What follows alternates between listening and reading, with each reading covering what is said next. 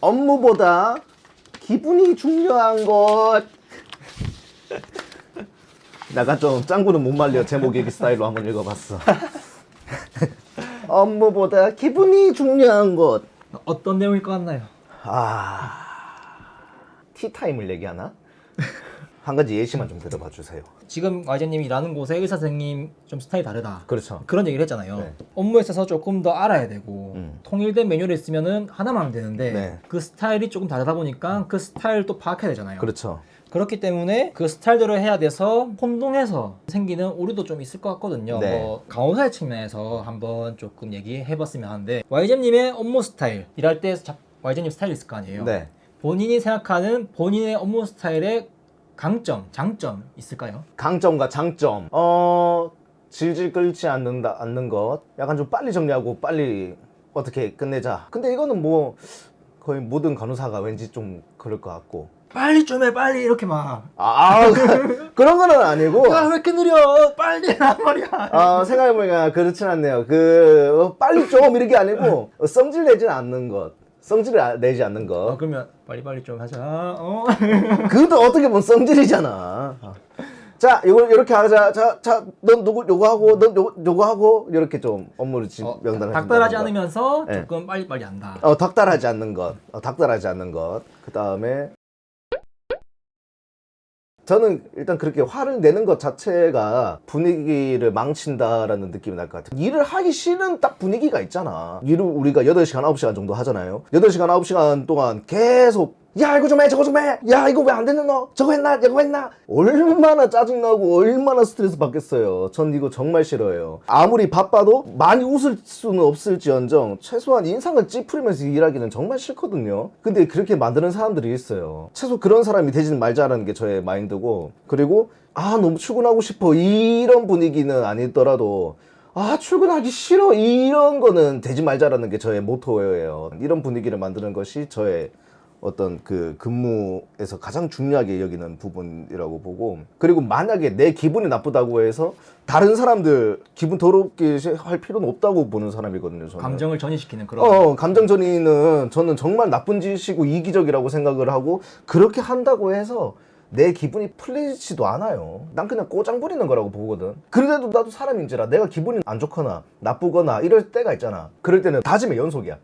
잠깐 내가 좀 예민했는 것 같은데 오케이 좀 천천히 나가자, 좀 깔아앉히자, 릴렉스하자, 이런 식으로 계속 일을 해나가는 타입이에요. 자신의 감정을 조절 못하는 그런 케이스도 얘기했잖아요. 네. 그런 사람이 분명히 있었기 때문에 네. 그런 얘기를 하신 걸 거란 말이죠. 네, 제가 좋게 보지 않아서 저런 사람이 되지 말자. 이제 이런 사람들이 만약 있다면은 그 솔루션이 있어요. 오, 자신이 그게 조절 안 된다 이렇게 얘기하지만은 그 감정을 컨트롤하는 거는 훈련이 가능하거든요. 맞아요. 자신이 그런 걸 있는 거를 깨닫고 이제 최대한 조금 자제하자. 뭐 누구는 뭐 명상을 해가지고 조절할 수 있다 막 그런 얘기도 하잖아요. 그런 걸 본인이 스스로 컨트롤하지 못한다. 그러면 방법이 또 있어요. 오, 어떡해. 하나는 술. 흡연. 흡연, 기분 전환용 이런 합법적인 걸 네. 좀 쓴다. 그리고 자고 일어나면은 기분이 많이 나아져요. 그렇지. 수면. 네. 또 안 되면은 정신과 가가지고 이제 약물로 조절해야죠. 그렇지. 그렇게 좀 제시해 드릴 수 있을 것 같아요. 네. 본인 스스로 컨트롤하는 거 안 되면은 외부의 도움을 받는 거죠. YG님이 얘기한 본인의 강점을 얘기했는데 네. 단점이 또 있을 것 같거든요. 단점? 단점이 있다면은 혹시? 사실은 저도 좀 예민한 것 같아요. 아무리 제가 릴렉스 시킨다고 하지만 이미 뱉은 발들이 있을 거 아니야, 나도. 저도 목소리가 커질 때가 있긴 있거든요.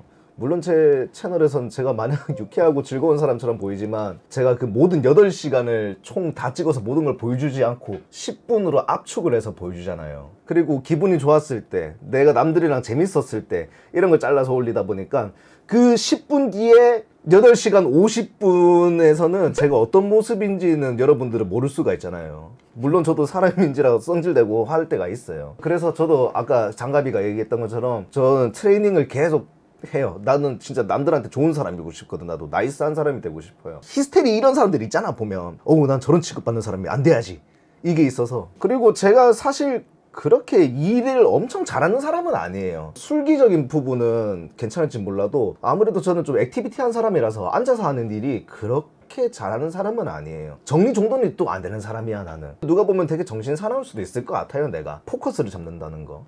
지금 분명히 중요한 어떤 그것이 있는데 어디 한 게 이상한 데 꽂혀가지고, 예를 들어서 뭐 환자 설명하는 거에 꽂혀가지고 설명이 잘 안 되는 사람들이 있잖아. 계속 막 와 하면서 내가 왜 그걸 해야 되고, 그냥 무조건 이해시키려고 내가 한 번씩 그런 모습을 볼 때가 있어요. 그래서 그런 것들이 저의 단점이지 않을까 싶어요.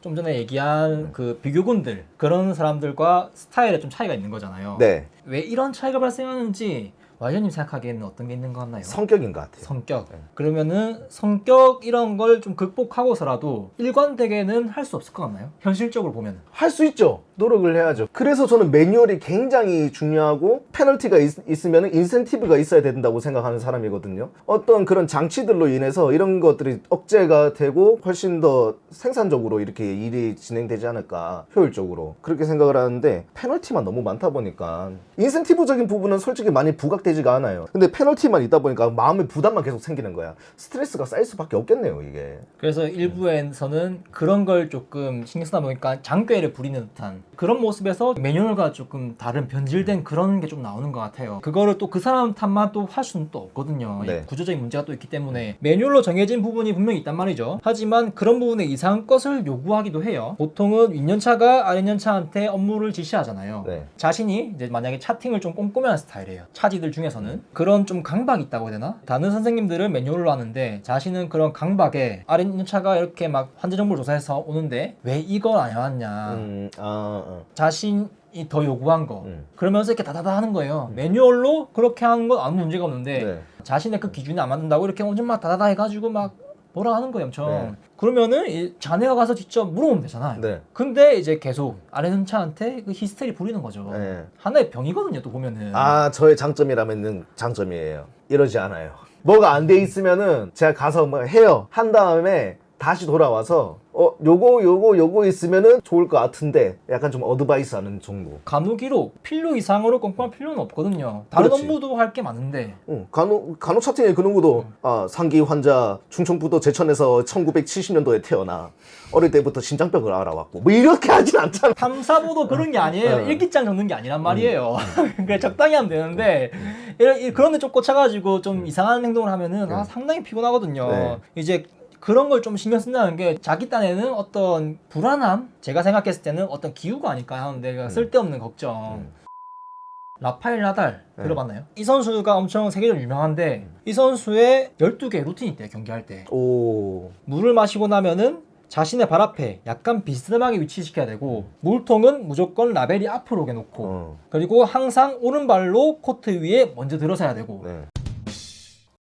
운동선수가 엄청 심하더라고, 그런 게. 이게 징크스고, 루틴을 지키지 않으면은 불안해서 게임을 못 한다고 하더라고요. 자기는 문을 하나, 둘, 셋, 넷, 다섯, 여섯, 7번을 꼭 그 문단속을 한 다음에 나와서 자유투 던질 때도 공을 땅에 뭐 3번인가 4번인가 치고 무조건 해야지 되고, 근데 슛이 안 들어갔다? 그러면 2번 튕겨보고 들어가면 그때부터는 2번으로 바꾸고, 이런 식으로 되게 많더라고요. 선수는 또 개인의 한 명이잖아요. 그런 그렇죠. 거 지키는 거는. 네. 근데 간호라는 업무는 단체로 하는 거잖아요. 네. 이제 그걸 함으로써 모두에게 영향을 주는 그런 부분이기 때문에 이제 그 루틴을 이렇게 만약에 추구하는 그런 사람이라면은 이제 밑에 부하 직원들은 그 선배에 맞춰야 돼요. 그 근무의 책임자, 자신의 업무 스타일 다 있잖아요. 네. 하지만 이제 목표는 다 같을 거란 말이죠. 간호라는 목표를 하고 있을 거란 말이죠. 그렇죠. 이제 환자의 안녕을 위해서 최선을 다하는 이제 그런 게 궁극적인 목표일 거란 말이에요. 그 목표로 가는데 매뉴얼이라는 그 한 가지 방법이 제시되어 있는데 그 과정은 자기 마음대로 제각각 이제 여러 루트로 가는 거죠. 그 한 명 한 명 따라 또 이렇게 그렇죠. 같은 상황에 누구는 이렇게 해야 되고 누구는 저렇게 해야 되고 결과는 같을 건데 네. 중간 과정은 이렇고 저렇고 뭐 요렇고 막 하는 거죠. 이제 이렇게 되는 게 약간 환자 안녕을 좀 추구하는 그런 측면도 있지만은 자신의 안녕을 위해서 하는 측면도 있지 않을까.